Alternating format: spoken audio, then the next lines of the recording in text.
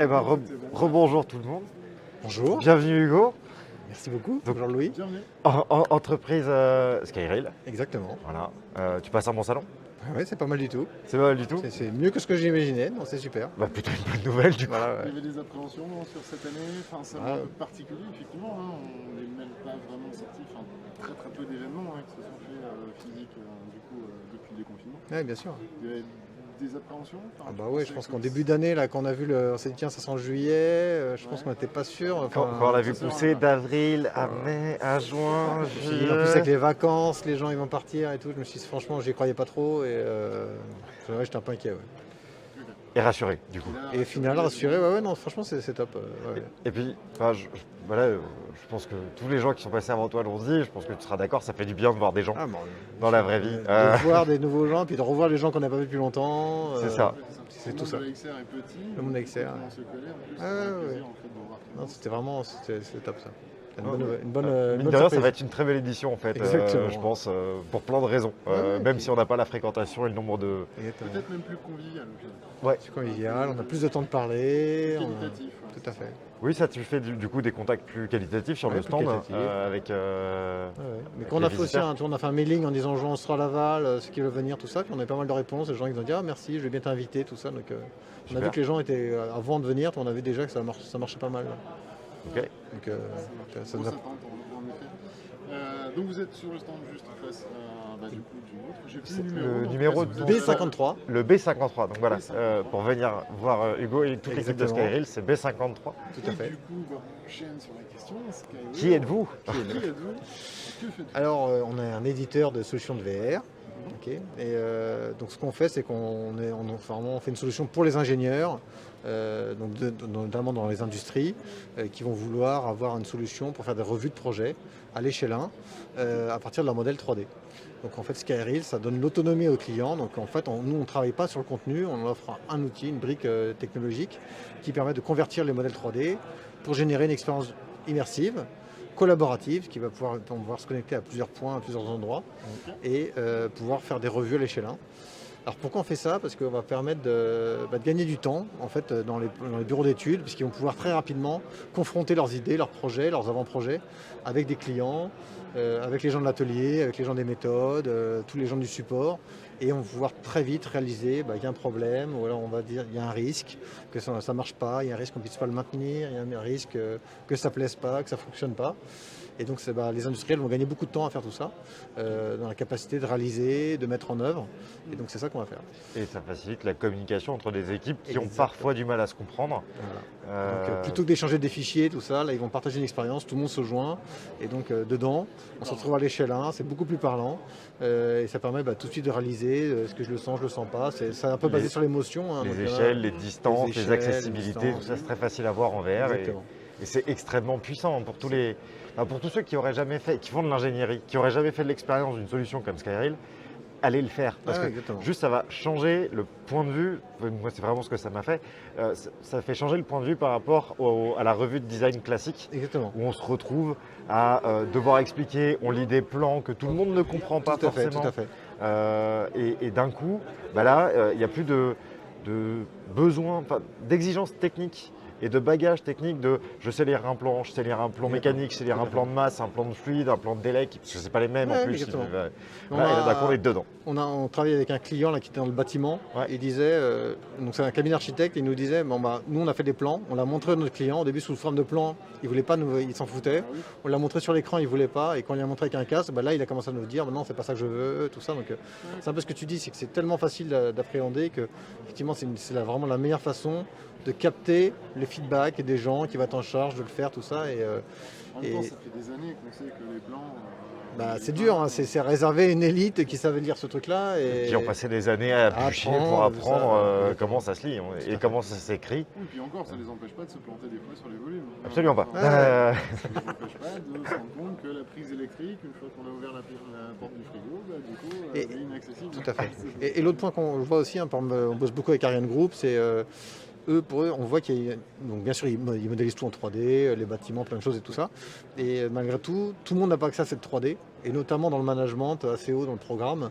En fait, ils n'ont plus accès à ces maquettes. Ils ne peuvent pas voir. Si à un moment, un manager, quelqu'un qui est un responsable en chef et tout ça, il se dit mais comment on a fait ça ou comment...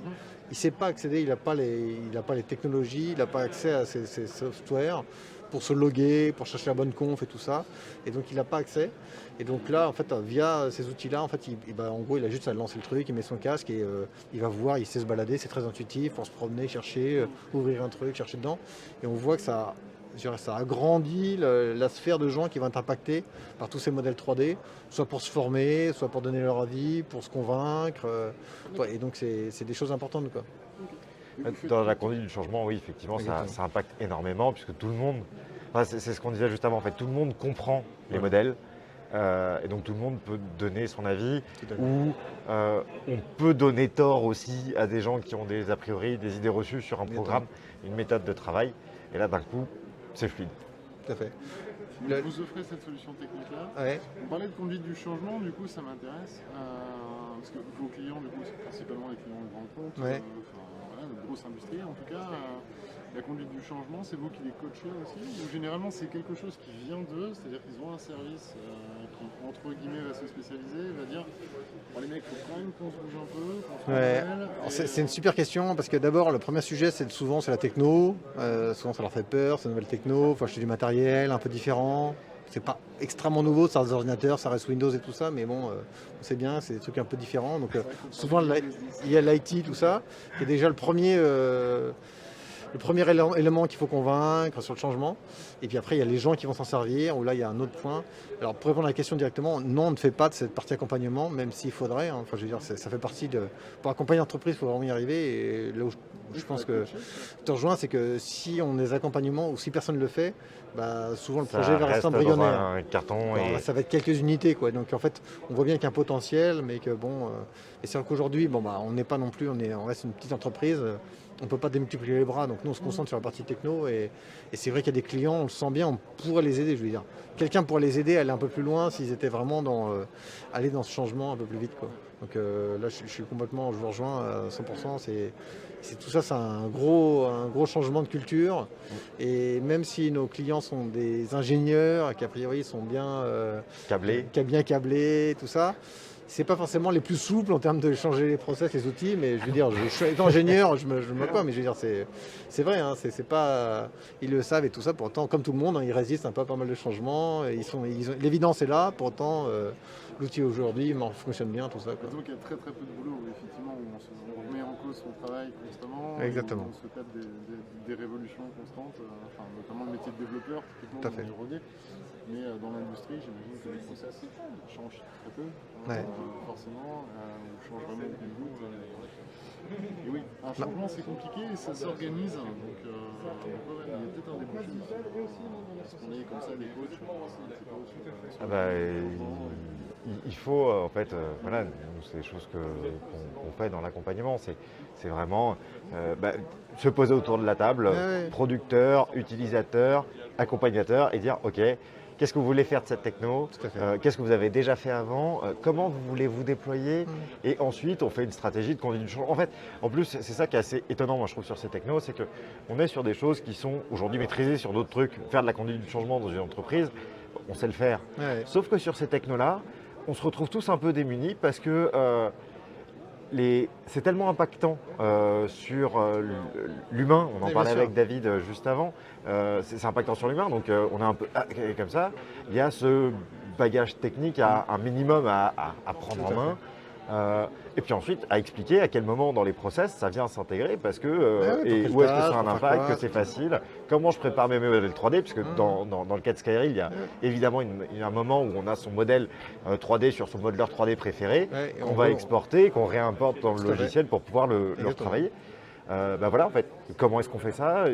Il y a 1000 questions qui se posent pour qu'on passe de ces 3-4 unités qui l'ont pris en main parce qu'ils ont vu l'enjeu, ils ont compris l'intérêt et ils ont, son terme péjoratif pour moi, ils ont des geeks en interne qui mettent les mains dedans et qui sont ultra moteurs là-dessus. Mais de passer de ces 4-5 éléments moteurs sur 3-4 trucs qui font que ça marche, à j'utilise sur un groupe de 15 000 personnes, Voilà. Airbus, Et Thales, puis, ouais, Dassault, t'as des centaines Safran. d'unités, tout ça. Ben là, il faut réfléchir sa stratégie et déployer de manière sereine et accompagner, voilà, pour que tout ça fonctionne C'est ça, ouais. au mieux. Donc ce qu'on voit effectivement, là, nous on ne dit pas les geeks, mais on va dire des power users, il y a des gens qui sont plus moteurs d'entreprise et c'est vrai que souvent on va voir des clients chez qui s'installer, tout ça, et si ce power user il change de boulot et tout ça, là Ça ça va prend un devenir très coup de faible parce frein que et, là, si le gars il n'est pas là, parce que lui il fait un peu tous les métiers en même temps, c'est un peu un magicien, il s'occupe de l'informatique, il s'occupe des process, il fait les démos auprès du président, il fait les machins, il fait tout quoi. Ouais. Et donc si ce gars-là tu l'enlèves, dis donc là, ça devient Compliqué. Ça devient compliqué. Le projet prend du plomb dans l'aile. Oui, parce qu'en fait, lui, il est moteur, il a envie il se bat tous les jours, il convainc les gens de changer ci, de changer ça, machin, et donc effectivement, ça arrive 2-3 fois que. Le lobbying. Ouais, Ouais, c'est du lobbying interne, C'est le lobbying hein. interne, effectivement, et ces gars-là, enfin, dans ce genre, chez chacun de nos clients, il y en a un, on l'a bien identifié, et, Et lui, si, tu le gardes bien. si jamais il bouge, c'est chaud. Voilà. Ça marche. Donc, si on veut faire appel à vous, enfin, pour le coup, ça va être, donc, on l'avait dit, des grosses sociétés, mais vous faites aussi du travail. Donc on travaille pas mal avec les écoles d'ingénieurs, parce que nous ce qu'on pense c'est que déjà les ingénieurs qui comprennent justement ils apprennent à concevoir des projets, tout ça. Donc Ils ont compris le potentiel voilà. avant de sortir Donc, des études, on est d'accord que c'est les Donc meilleurs. on essaie de puis, s'ils sont créer des formés déjà, contenus, c'est pratique. on essaie de créer des contenus justement un peu de type de TD, tout ça pour, avec les écoles et tout. Donc c'est vrai qu'il y a pas mal de gens dans les lycées techniques ou dans les écoles qui nous contactent pour savoir. Ce qu'on veut montrer c'est que justement c'est accessible à tout le monde et que c'est très facile. Donc on travaille pas ça. Puis effectivement après tous les clients, que ce soit dans le building, l'énergie, le transport en général, dès que c'est de grande taille. L'échelon va avoir un impact important et donc en général ça fait la différence quoi. Vos clients, c'est à partir du moment où c'est de la grande taille et de la maquette 3D, Voilà. ça Allez va chez nous Skyreel. intéresser. Exactement. Ok. On peut dire ça. c'est clair. Super. Bien, c'est noté, et si jamais on veut vous retrouver, Au stand B53. à Laval, un grand merci. Mais merci beaucoup. Merci à toi. Bonne journée. C'était un plaisir. Bonne journée. Et puis, on se retrouve au fil du salon. Salut. Merci.